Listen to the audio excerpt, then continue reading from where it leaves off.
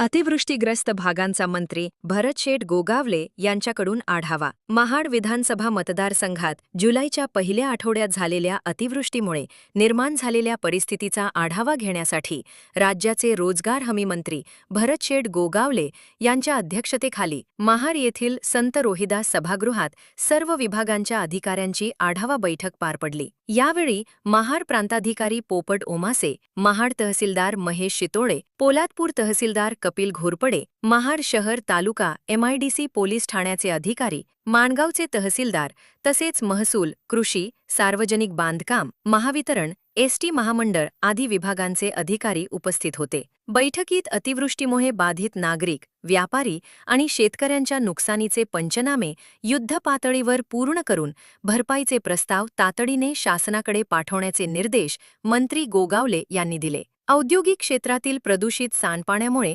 नुकसान झालेल्या शेतीचाही स्वतंत्र पंचनामा करून अहवाल सादर करण्याचे आदेश कृषी विभागाला देण्यात आले. रस्ते तातडीने सुरू करण्याचे आदेश कृषी विभागाने दिलेल्या माहितीनुसार महाड तालुक्यात 59 हेक्टर क्षेत्रातील सुमारे 200 शेतकरी तर पोलादपूर तालुक्यात 2.32 हेक्टर क्षेत्रातील 152 शेतकऱ्यांच्या शेती नुकसानीचे पंचनामे पूर्ण झाले असून उर्वरित काम सुरू आहे. आंबा व काजू बागांच्या नुकसानीचीही नोंद करण्यात आली आहे. भरती, ओहोटी तसेच औद्योगिक सांडपाण्यामुळे खाडीपट्ट्यातील शेतीचे नुकसान झाल्याच्या तक्रारींची गंभीर दखल घेत कृषी विभागामार्फत पंचनामे करून अहवाल सादर करण्याचे आदेश देण्यात आले. यंदा पाऊस उशिरा सुरू झाल्यानंतर पेरणी केलेली रोपे अतिवृष्टीमुळे कुजून गेली. कोकणात दुबार पेरणीची शक्यता नसल्याने येथील शेतकऱ्यांना राज्यातील इतर भागांप्रमाणे विशेष नुकसान भरपाई मिळावी यासाठी शासनाकडे पाठपुरावा केला जाईल, असे शेवटी मंत्री गोगावले यांनी सांगितले. कृषी दर्पण न्यूज चॅनलसाठी